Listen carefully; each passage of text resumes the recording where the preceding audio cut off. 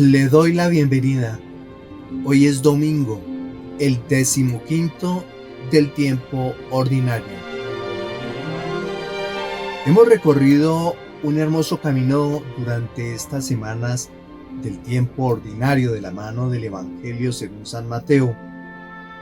En el 13º domingo del tiempo ordinario, que podríamos titular Las exigencias del discipulado y la recompensa de la acogida, cuando reflexionamos el Evangelio de Mateo en su capítulo 10, versículos del 37 al 42, Jesús nos recordó que seguirlo implica ponerlo por encima de todo afecto, cargar con la propia cruz y descubrir que hasta el más pequeño gesto de amor realizado en su nombre tiene un valor eterno. En el 14º domingo, cuyo título puede ser Vengan a mí y encontrarán descanso, texto que reflexionamos del Evangelio de San Mateo capítulo 11, versículos del 25 al 30, el Señor nos invitó a reconocer con corazón sencillo el misterio del reino y a acudir a Él manso y humilde para encontrar el verdadero descanso que solo Dios puede ofrecer. Hoy, en el 15º domingo del tiempo ordinario, el Señor continúa formándonos como discípulos y nos enseña que la palabra de Dios no vuelve vacía, sino que transforma el corazón de quien la escucha con fe y la pone en práctica. Dispongamos nuestro espíritu para celebrar esta liturgia de la palabra, pidiendo la gracia de acoger la voz de Dios con un corazón bueno y generoso, para que produzca abundantes frutos de santidad en nuestra vida.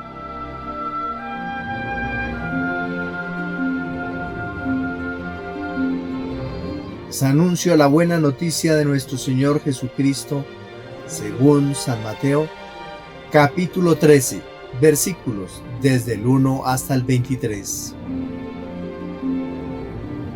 Aquel día salió Jesús de casa y se sentó junto al mar, y acudió a él tanta gente que tuvo que subirse a una barca. Se sentó, y toda la gente se quedó de pie en la orilla. Les habló muchas cosas en parábolas. Salió el sembrador a sembrar. Al sembrar, una parte cayó al borde del camino. Vinieron los pájaros y se la comieron. Otra parte cayó en terreno pedregoso, donde apenas tenía tierra, y como la tierra no era profunda, brotó enseguida. Pero en cuanto salió el sol, se quemó y por falta de raíz se secó. Otra cayó entre abrojos, que crecieron y la ahogaron. Otra cayó en tierra buena y dio fruto, una 100, otra 70, otra 30. El que tenga oídos, que oiga. Se le acercaron los discípulos y le preguntaron: ¿por qué les hablas en parábolas?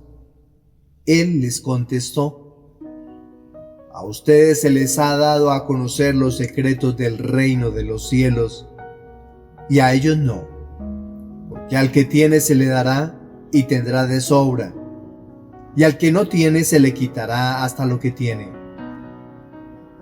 Por eso les hablo en parábolas, porque miran sin ver y escuchan sin oír ni entender. Así se cumple en ellos la profecía de Isaías. Ustedes oirán con los oídos sin entender, mirarán con los ojos sin ver, porque está embotado el corazón de este pueblo. Son duros de oído, han cerrado los ojos, para no ver con los ojos, ni oír con los oídos, ni entender con el corazón, ni convertirse para que yo los cure. Pero bienaventurados los ojos de ustedes, porque ven, y los oídos de ustedes porque oyen. En verdad les digo que muchos profetas y justos desearon ver lo que ven y no lo vieron, y oír lo que oyen y no lo oyeron. Ustedes, pues, oigan lo que significa la parábola del sembrador. Si uno escucha la palabra del reino sin entenderla, viene el maligno y roba lo sembrado en su corazón. Esto significa lo sembrado al borde del camino. Lo sembrado en terreno pedregoso significa el que escucha la palabra y la acepta enseguida con alegría. Pero no tiene raíces, es inconstante, y en cuanto viene la dificultad o persecución por la palabra, enseguida sucumbe. Lo sembrado entre abrojos significa el que escucha la palabra, pero los afanes de la vida y la seducción de las riquezas ahogan la palabra y se queda estéril. Lo sembrado en la tierra significa el que escucha la palabra y la entiende. Ese da fruto y produce 100 o 70 o 30 por uno. Palabra del Señor. Nuestra reflexión para el día de hoy. Vamos para la primera lectura. No se nos olvide que para comprender mejor lo que aquí decimos, es bueno ir a los textos bíblicos y hacer lectura antes de escuchar nuestra reflexión. Este texto de la primera lectura de Isaías en el capítulo 55, versículos del 10 al 11, es breve, pero de una profundidad extraordinaria. De hecho, constituye la conclusión del llamado Libro de la Consolación, que está en el profeta Isaías, capítulo 40 hasta el 55, y prepara magníficamente el Evangelio del Sembrador. El tema central es la eficacia de la palabra de Dios. Dios habla y su palabra siempre realiza aquello para lo que fue enviada. Podemos titular este texto del día de hoy como la palabra de Dios siempre produce fruto. Tradicionalmente todo el libro de Isaías fue atribuido al profeta, hijo de Amós. Sin embargo, el estudio histórico y literario distingue normalmente 3 grandes secciones, a los que podemos denominar primer Isaías, que está comprendido entre los capítulos desde el 1 hasta el 39, el segundo Isaías o Deutero-Isaías, que está comprendido entre los capítulos del 40 hasta el 55, y el tercer Isaías, que comprende los capítulos desde el 56 hasta el 66. Cuando los estudiosos comenzaron a analizar el libro con detalle, descubrieron que resulta difícil pensar que un mismo profeta hubiera escrito los 66 capítulos, porque describen situaciones históricas separadas por casi 2 siglos. Miremos el primer Isaías, desde los capítulos 1 hasta el 39. Este Isaías histórico, su nombre era Isaías, hijo de Amós, y ejerció su ministerio aproximadamente entre los años oído 740 y 700 a.C., durante los reinados de los reyes Osías, Jotán, Acaz y Ezequías. El contexto histórico de este relato es que el gran enemigo era el imperio asirio. Todavía Jerusalén estaba en pie y el templo funcionaba normalmente. Judá entonces aún existía como reino. Miremos el segundo Isaías, también llamado Deutero-Isaías, que comprende los capítulos desde el 40 hasta el 55. Aquí encontramos el texto de este domingo. El autor ya no menciona su nombre, es un profeta anónimo. Vivió alrededor del año 540 a.C. Han pasado casi 200 años desde el primer Isaías. ¿Qué vemos en el contexto histórico de este Deutero Isaías? Jerusalén ha sido destruida, el pueblo vive desterrado en Babilonia y muchos piensan que todo terminó. Entonces aparece este profeta anunciando algo sorprendente. Dios viene a salvarnos. Por eso comienza con aquellas palabras tan conocidas. Consuelen, consuelen a mi pueblo. No es casualidad. Todo este bloque es un mensaje de esperanza. Y encontramos en este segundo Isaías temas principales como el consuelo de Israel, el regreso del desierto, el nuevo éxodo, Dios como único Señor de la historia, el siervo del Señor, la eficacia de la palabra de Dios, que es el tema que hoy nosotros estamos tratando. Aquí aparecen los 4 célebres cantos del siervo sufriente, que la tradición cristiana ha conocido como una preparación del misterio de Cristo. Y algunas características de estilo de este segundo Isaías es un lenguaje muy poético, tiene imágenes llenas de ternura, presenta a Dios como creador, pastor, redentor y esposo. Su tono es profundamente esperanzador. Y hablemos del trito Isaías o tercer Isaías, que comprende los capítulos desde el 56 hasta el 66. Esta sección parece provenir de un tiempo todavía posterior. Ahora el pueblo ya regresó a Jerusalén, pero descubre que reconstruir la ciudad y la vida religiosa no es tan fácil como imaginaba. El contexto histórico en que se narran estos capítulos es porque ha terminado el exilio, comienza la reconstrucción del templo, existen tensiones sociales, algunos ricos explotan a los pobres, surgen conflictos religiosos y muchos se sienten decepcionados. Volvamos a nuestro tema de hoy. El texto que ustedes han acabado de proclamar en este domingo pertenece al segundo Isaías. Este profeta no revela su nombre, vive aproximadamente hacia los años 540 o 538 a.C., cuando el pueblo de Judá lleva varias décadas desterrado en Babilonia. Ya Jerusalén ha sido destruida, el templo está en ruinas. Muchos piensan que Dios los abandonó. Otros creen que las promesas hechas a Abraham y David fracasaron. Precisamente, allí aparece este gran profeta para anunciar una noticia inesperada. Dios no ha olvidado a su pueblo. Está a punto de comenzar un nuevo éxodo. El Señor abrirá nuevamente el camino hacia Jerusalén. Por eso muchas veces se llama a esta sección el Evangelio del Antiguo Testamento, porque está llena de esperanza. Miremos el contexto del texto del día de hoy. Estamos en Isaías 55. Es el último capítulo del segundo Isaías.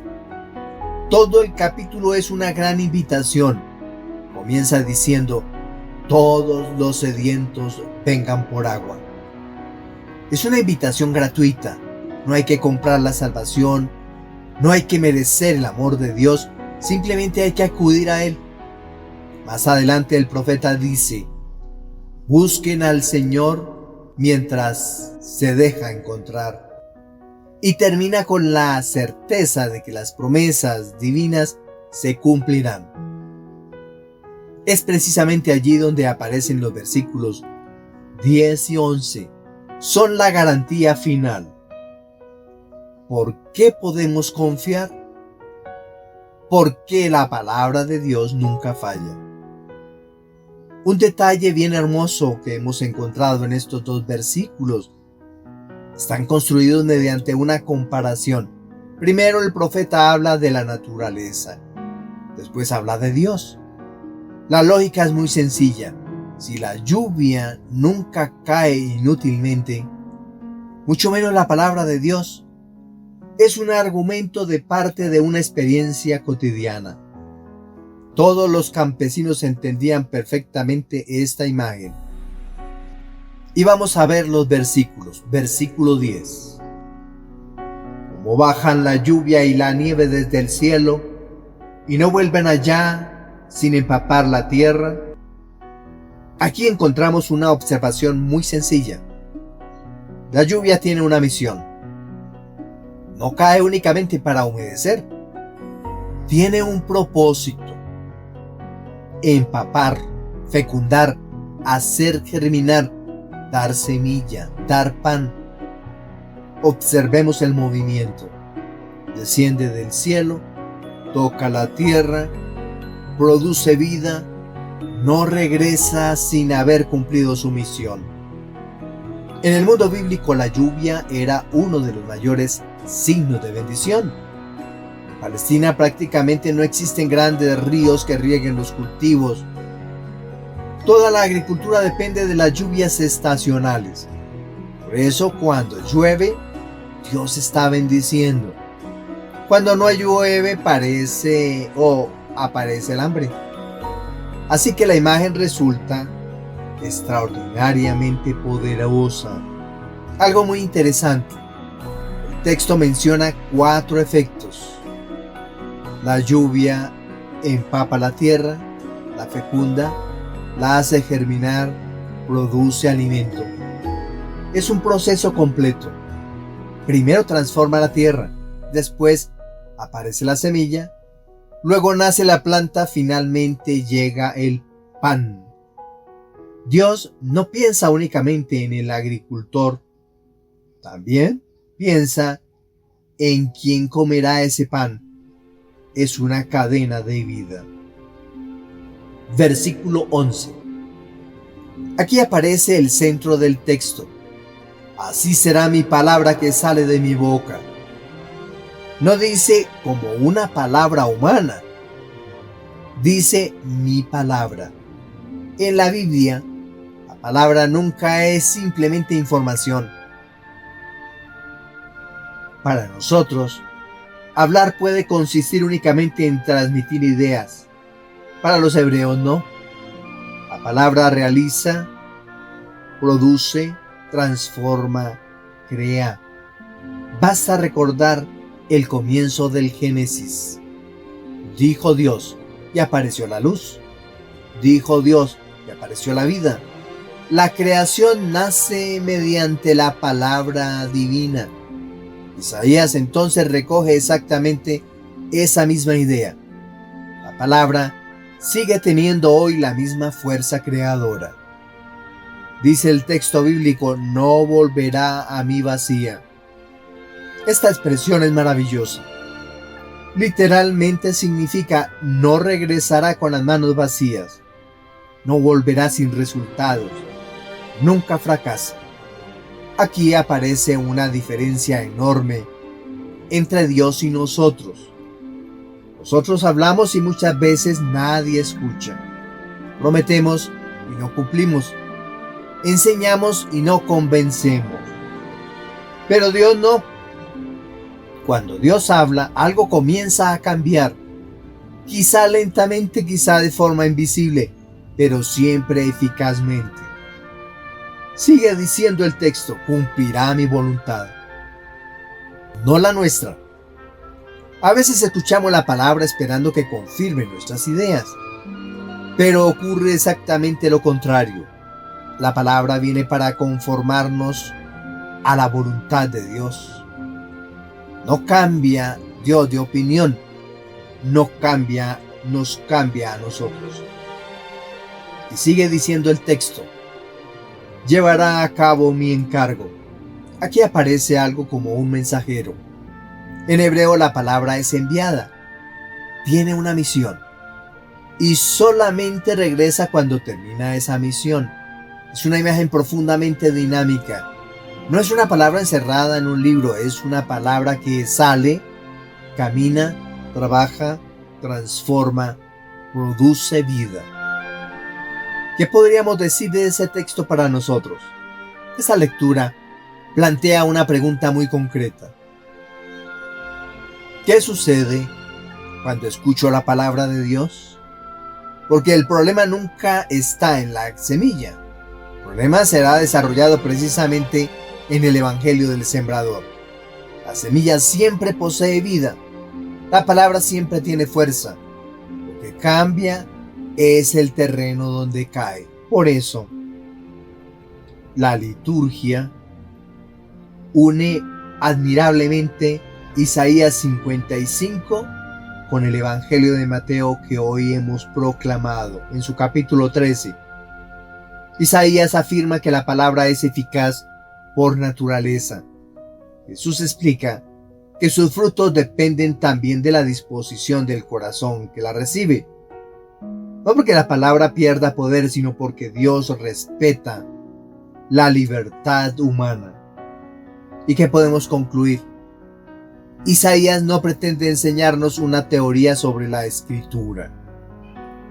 Quiere despertar la confianza de un pueblo desanimado.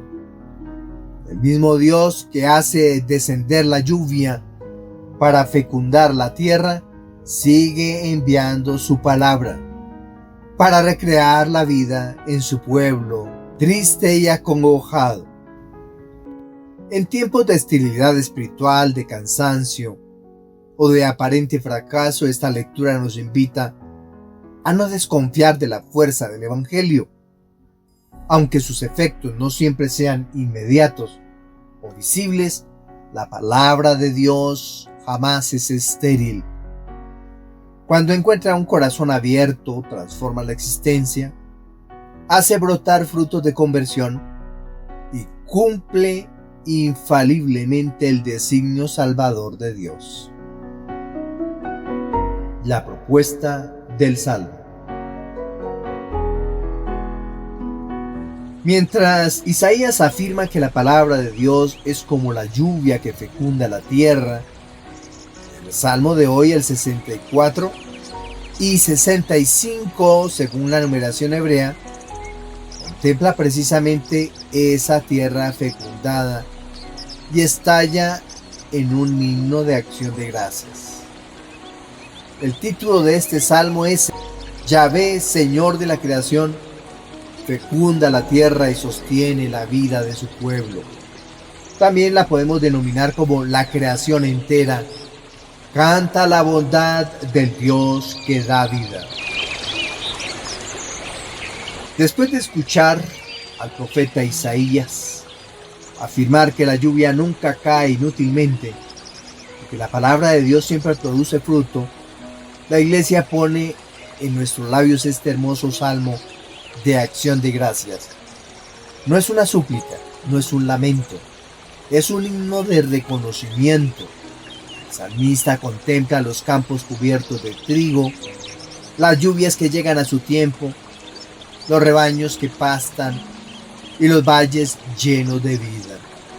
Ante tanta belleza, comprende que nada de ello sucede por casualidad, sino porque Dios cuida amorosamente de la creación. El verdadero protagonista del Salmo no es la tierra, ni la lluvia, ni la cosecha. Es Yahvé, el Dios de Israel, que sostiene continuamente la vida. Miremos el contexto del Salmo.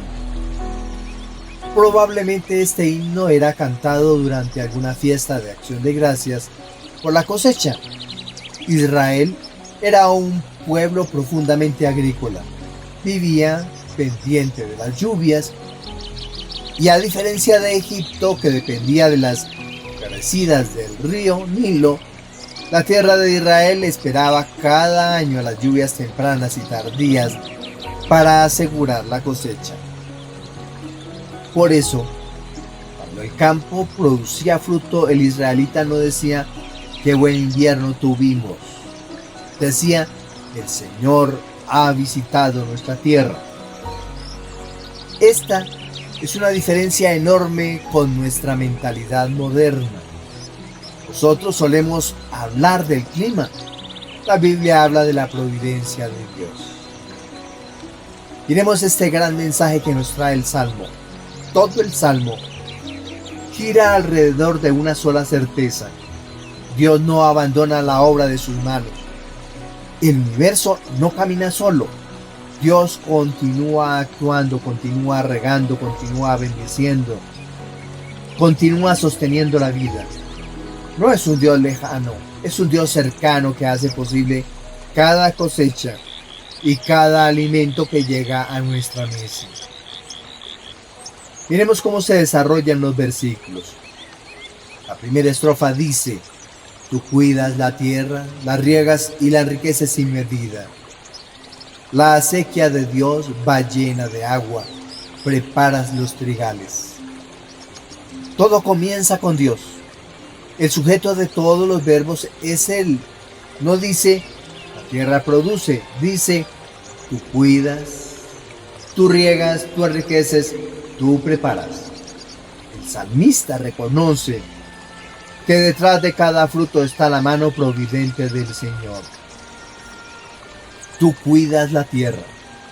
El verbo hebreo sugiere visitar con solicitud.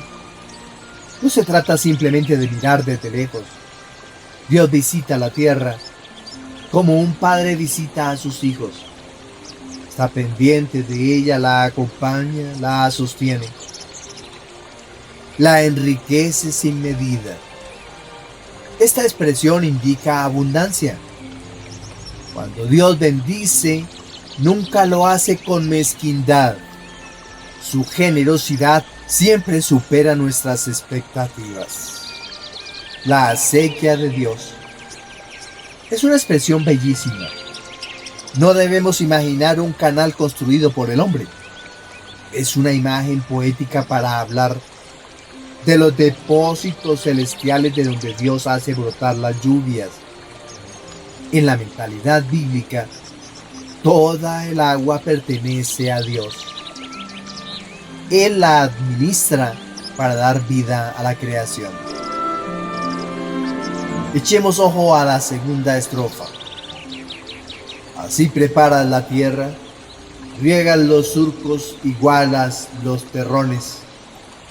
Tu llovizna los deja mullidos, bendices sus brotes. Aquí el salmista describe a Dios como un agricultor. Es una imagen llena de ternura. Parece contemplar a un campesino preparando cuidadosamente el terreno antes de sembrar. Cada verbo manifiesta delicadeza. Riega, allana, ablanda, bendice. No hay violencia, hay paciencia, hay cuidado. Así trabaja también Dios en nuestra vida espiritual. Muchas veces prepara nuestro corazón lentamente antes de que la semilla de la palabra produzca fruto. Vamos para la tercera estrofa. Coronas el año con tus bienes, tus carriles resuman abundancia, resuman los pastos del páramo y las colinas se orlan de alegría. La imagen cambia.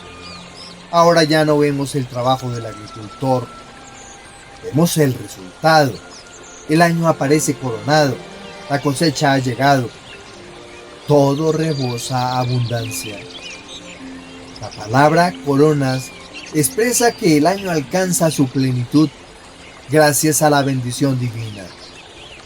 No son únicamente 2 meses, es un año bendecido. Incluso los caminos por donde pasa Dios resuman abundancia.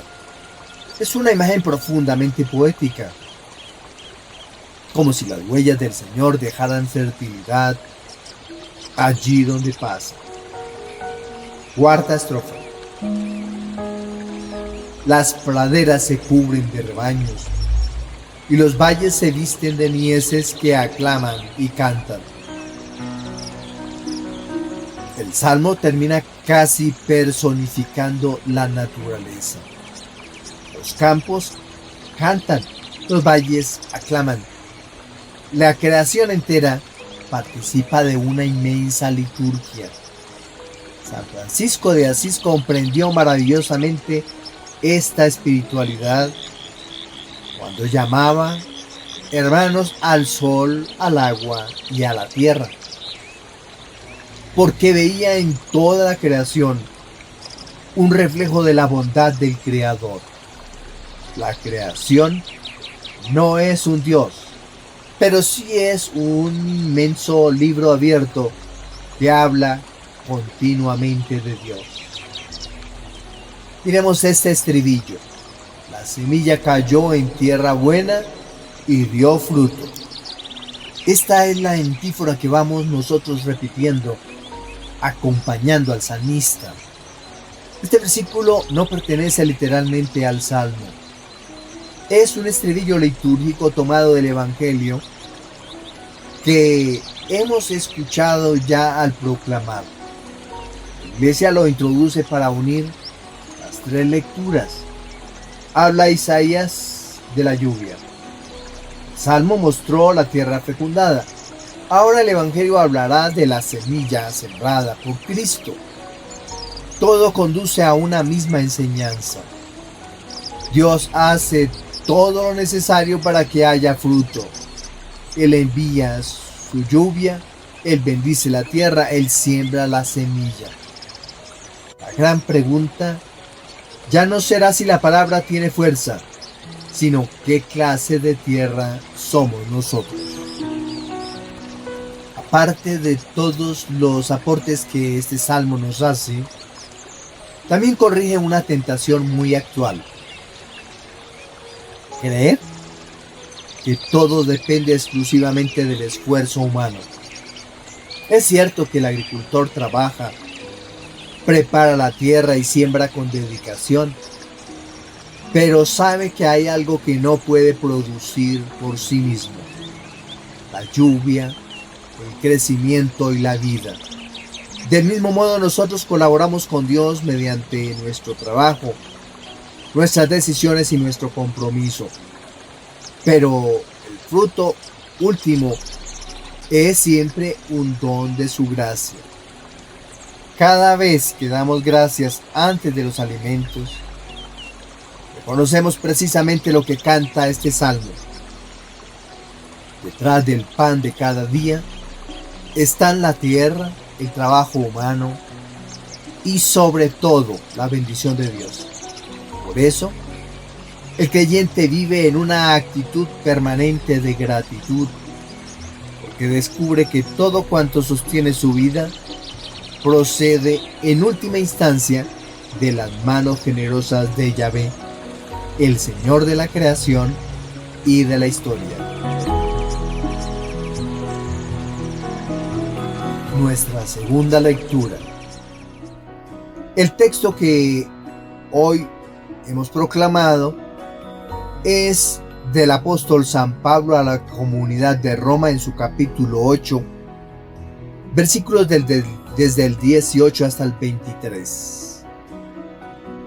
Durante varios domingos, la liturgia nos ha venido llevando de la mano por uno de los escritos más profundos de San Pablo, la carta a los romanos.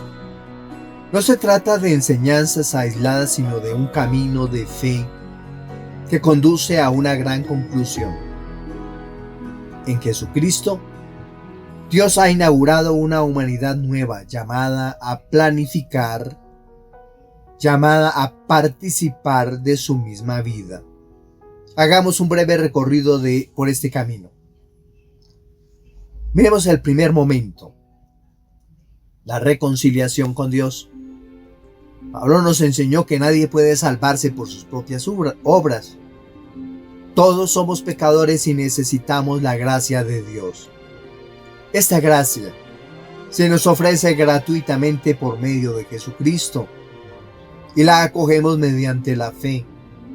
La salvación, por tanto, no es un premio al esfuerzo humano, sino un regalo del amor de Dios.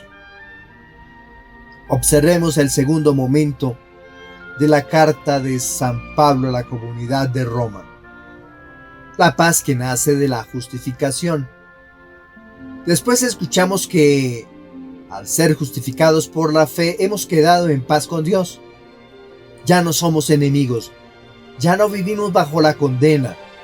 Podemos llamar a Dios Padre. Incluso, los sufrimientos adquieren un sentido nuevo porque fortalecen la esperanza. Vamos al tercer momento. Cristo, nuevo Adán. Más adelante Pablo estableció un contraste admirable. Por un hombre, Adán, entraron el pecado y la muerte. Por un hombre, Cristo, entraron la gracia y la vida. Donde abundó el pecado, sobreabundó la gracia. Es una de las afirmaciones más consoladoras de toda la carta. Vamos al cuarto momento, morir y resucitar con Cristo. También hemos escuchado que el bautismo no es simplemente un rito. En el bautismo morimos al hombre viejo, morimos al pecado y resucitamos con Cristo para vivir una vida nueva. El cristiano no solamente cree en Cristo, participa de su vida misma. Vamos al quinto momento, la lucha interior. En el capítulo 7, Pablo describe el drama de todo ser humano. Sabemos cuál es el bien, queremos hacer el bien, pero experimentamos la fuerza del pecado. Es la gran batalla que existe dentro del corazón. El hombre por sí solo no puede vencer. Necesita la acción del Espíritu Santo. Sexto momento. La vida según el Espíritu. Y así llegamos al capítulo 8. Muchos biblistas consideran que este es el capítulo más hermoso de toda la carta a los romanos. Aquí desaparece el tono dramático. Todo se ilumina con la presencia del Espíritu Santo. Ya no vivimos bajo la esclavitud del pecado. Somos hijos de Dios. El Espíritu habita en nosotros y precisamente porque somos hijos, también somos herederos de la gloria futura. Los versículos desde el 18 al 23 forman parte de esta gran reflexión sobre la vida en el Espíritu. Pablo acaba de decir algo extraordinario. Si somos hijos, también somos herederos, herederos de Dios y coherederos con Cristo, ya que sufrimos con Él para ser también glorificados con Él. Esta frase sirve de puente hacia la lectura de hoy. Inmediatamente surge una pregunta. Si somos hijos de Dios, ¿por qué seguimos sufriendo? ¿Por qué existe la enfermedad? ¿Por qué existe la muerte? ¿Por qué continúa habiendo guerras, injusticias y desastres naturales? Pablo responde contemplando no solamente al hombre, contempla todo el universo en su conjunto y presenta una visión verdaderamente impresionante. Aquí está el gran tema. Toda la creación espera la redención definitiva. Aquí aparece una de las páginas más bellas de toda la Biblia acerca de la creación. No solamente espera el hombre, también espera la naturaleza. El universo entero vive orientado hacia una plenitud que todavía no ha llegado. Es una visión profundamente esperanzadora. Observemos el versículo 18. Los sufrimientos de ahora no se pueden comparar con la gloria que un día se manifestará en nosotros. Pablo no niega el sufrimiento. Él mismo ha sufrido persecuciones, cárceles, azotes y naufragios. Habla desde su propia experiencia, pero introduce una comparación. Coloca en un lado de la balanza todos los sufrimientos presentes. En el otro coloca la gloria futura. Y concluye: no hay comparación posible. La gloria será infinitamente mayor. No es una invitación a despreciar el dolor, sino a mirarlo desde la esperanza. Miremos los versículos desde el 19 hasta el 22. Aquí encontramos una imagen extraordinaria. Pablo dice: la creación entera espera ansiosamente la manifestación de los hijos de Dios. La palabra griega que utiliza es muy expresiva.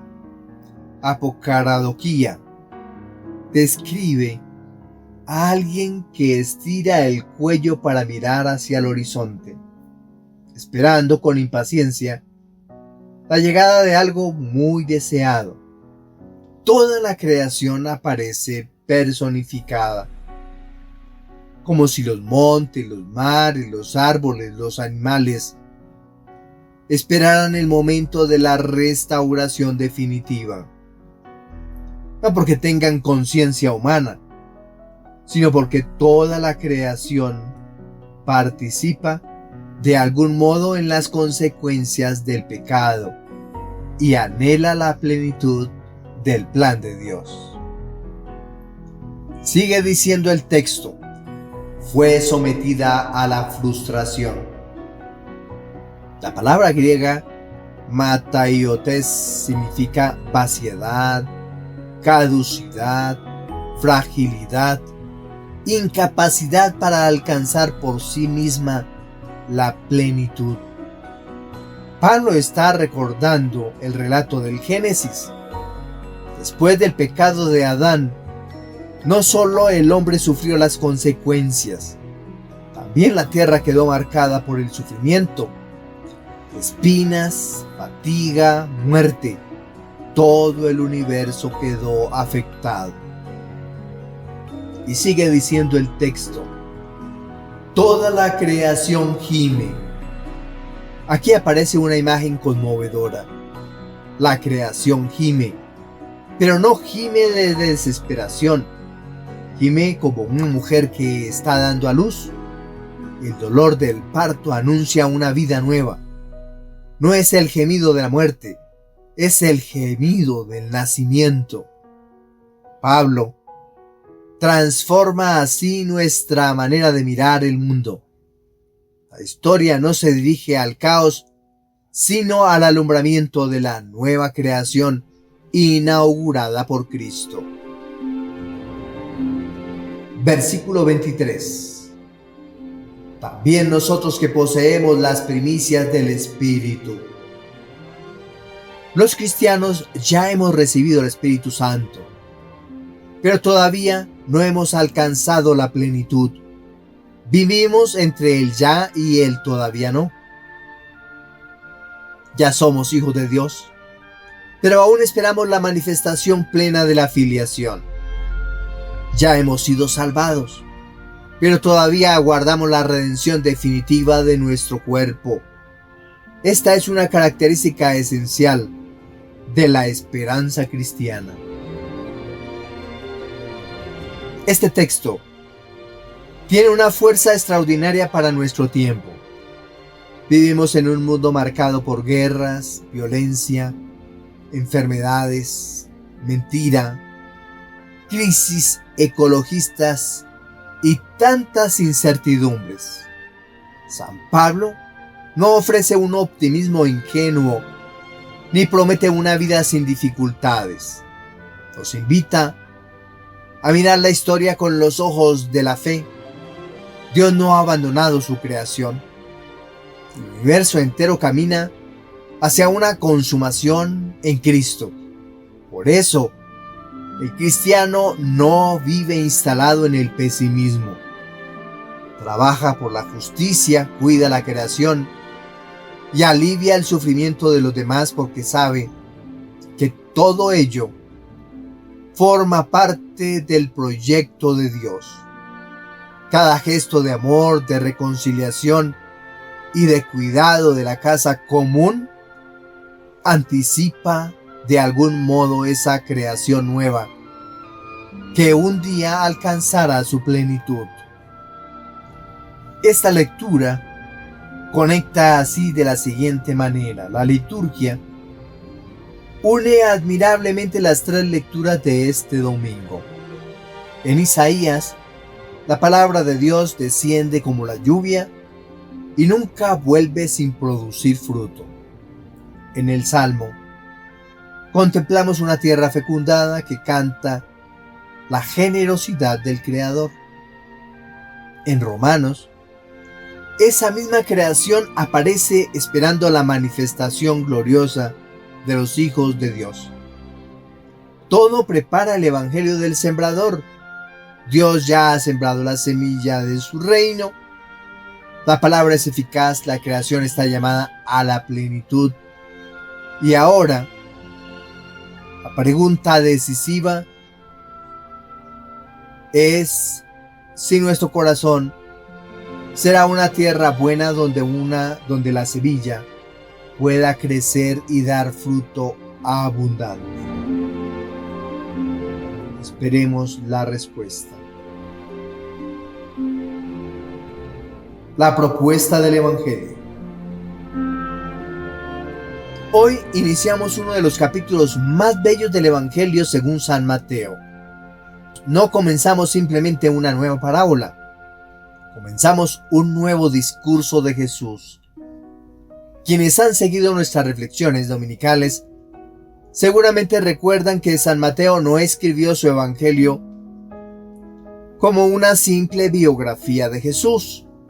Lo organizó cuidadosamente alrededor de 5 grandes discursos que constituyen el corazón de su enseñanza. Cada uno responde a un momento particular de la misión de Cristo y revela un aspecto del reino de los cielos.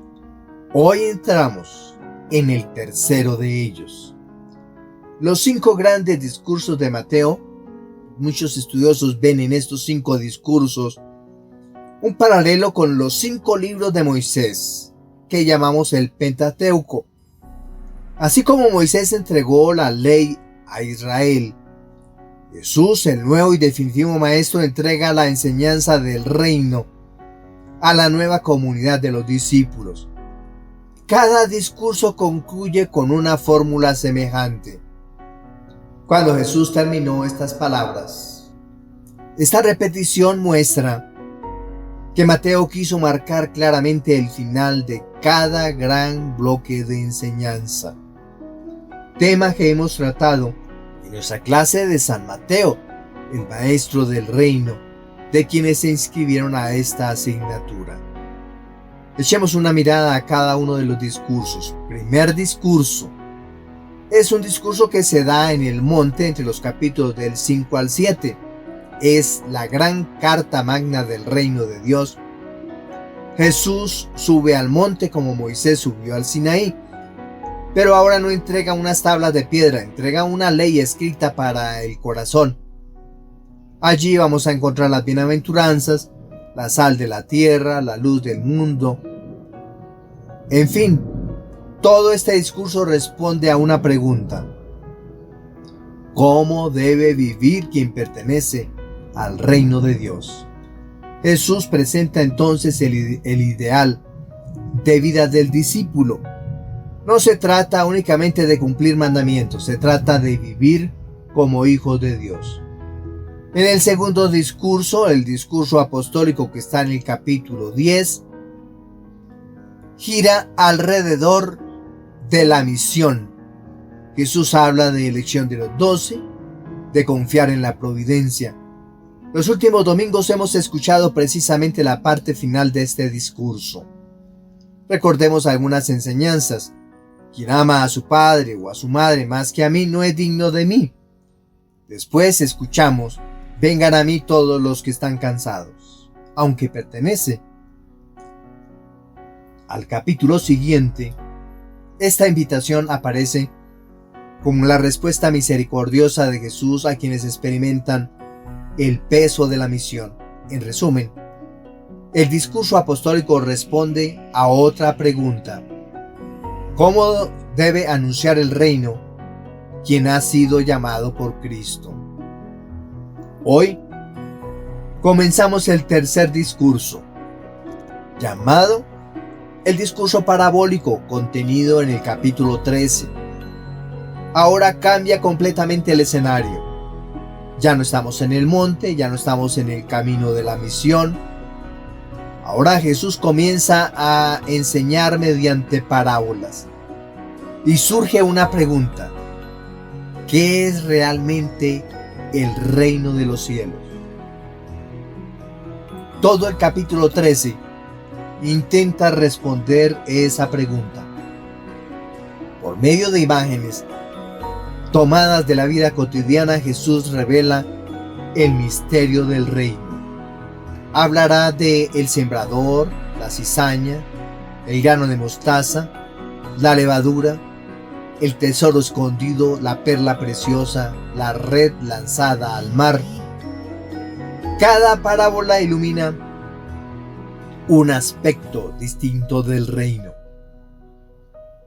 ¿Y por qué Jesús comienza a hablar en parábolas? Es una de las grandes preguntas del Evangelio. Hasta el momento Jesús había enseñado con bastante claridad, pero el ambiente ha cambiado. Los capítulos 11 y 12 muestran una creciente oposición. Los fariseos rechazan sus signos. Algunos llegan incluso a atribuir los milagros al poder de Belzebul.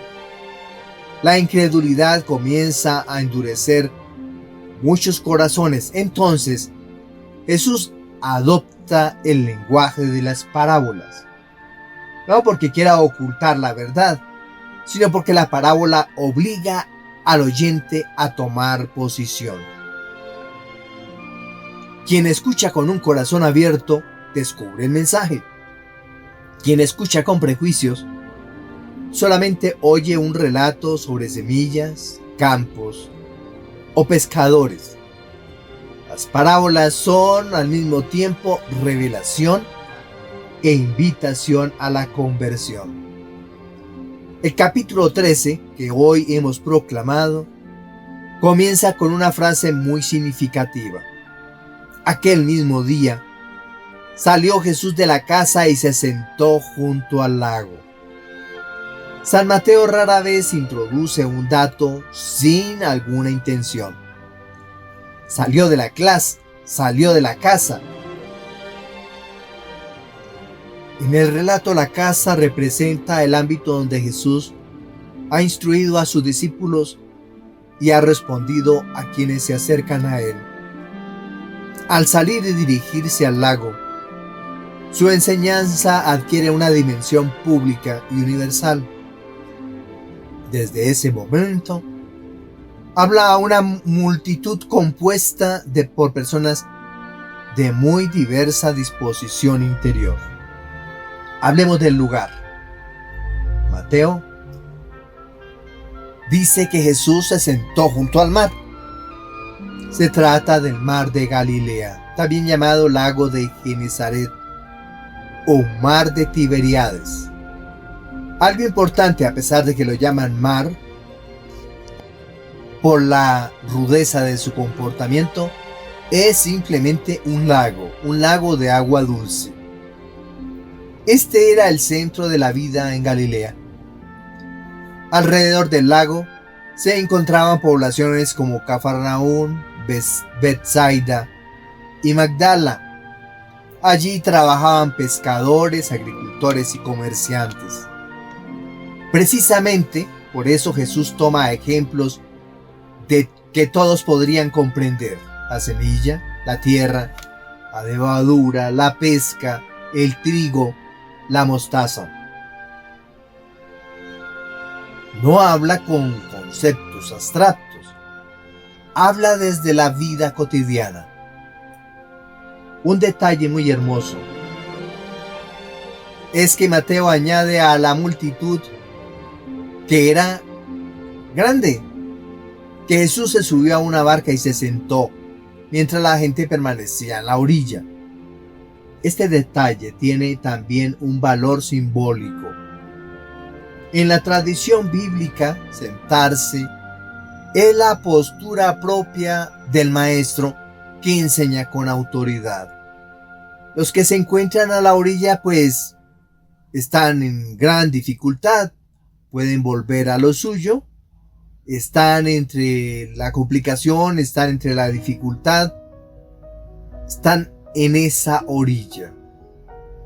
Y Jesús no está improvisando su discurso, está ejerciendo el ministerio del maestro definitivo.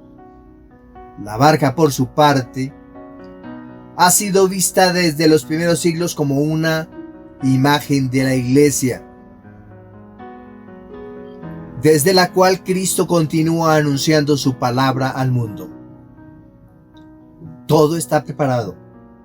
Jesús ha formado a sus discípulos en el Sermón del Monte, los ha enviado a la misión en el discurso apostólico y ahora quiere enseñarles algo fundamental.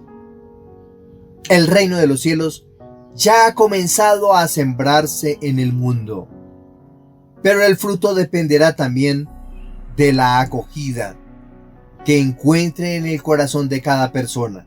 Por eso, la primera parábola que escucharemos no habla del sembrador como protagonista principal, sino de los distintos terrenos.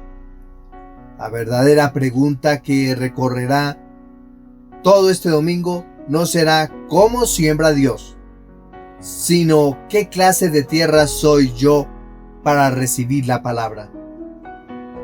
Esa será la clave para comprender no solo esta parábola, sino todo el discurso parabólico que seguiremos meditando en los próximos domingos. Queridos suscriptores, mis espectadores, hemos llegado al final de nuestra reflexión sobre la liturgia de la palabra en este 15º domingo del tiempo ordinario. Hoy, el Señor nos ha dejado una pregunta que vale la pena llevar al corazón durante toda la semana. ¿Qué clase de tierra soy para la palabra de Dios? Hemos escuchado al profeta Isaías asegurarnos que la palabra del Señor nunca vuelve vacía. Hemos cantado con el salmista que Dios cuida la tierra y la colma de sus bendiciones. San Pablo nos recordó que toda la creación espera la manifestación gloriosa de los hijos de Dios. Y finalmente, Jesús nos invitó a preparar nuestro corazón para que la semilla del reino produzca frutos abundantes. No permitamos que esta palabra quede solamente en una bonita reflexión. Hagamos el propósito de dedicar cada día unos minutos a leer el Evangelio, a dialogar con el Señor en la oración y a poner en práctica alguna enseñanza concreta de Jesús. Solo así nuestra vida se convertirá en tierra buena que produce fruto, no en 30, ni en 60, ni en 100 por 1. Si este comentario bíblico ha fortalecido tu fe y te ha ayudado a comprender mejor la palabra de Dios, te invito a apoyar este apostolado digital. Suscríbete al canal de YouTube, activa la campanita de las notificaciones para que no te pierdas las próximas reflexiones dominicales y los cursos de formación bíblica que estamos promocionando. Regálanos un me gusta, porque ese sencillo gesto ayuda a que el mensaje llegue a muchas más personas. Y comparte este video con tu familia, tus amigos, miembros de tu comunidad parroquial o alguien que hoy necesite escuchar una palabra de esperanza. Recuerda que la evangelización también puede hacerse con un clic. Tal vez al compartir este video estés sembrando en el corazón de alguien esa semilla que Dios hará crecer en el momento oportuno. Muchas gracias por acompañarme una vez más. Que el Señor bendiga tu vida, tu familia y tu trabajo. Que la Santísima Virgen María, en la advocación de Nuestra Señora del Carmen, en este que es su mes, discípula fiel que acogió la palabra en un corazón completamente disponible, nos enseñe a escuchar, guardar y vivir el Evangelio cada día. Nos encontramos, Dios mediante, el próximo domingo para seguir profundizando en las parábolas del reino de los cielos según el Evangelio de San Mateo. Que Dios nos bendiga abundantemente en el nombre del Padre y del Hijo y del Espíritu Santo. Amén.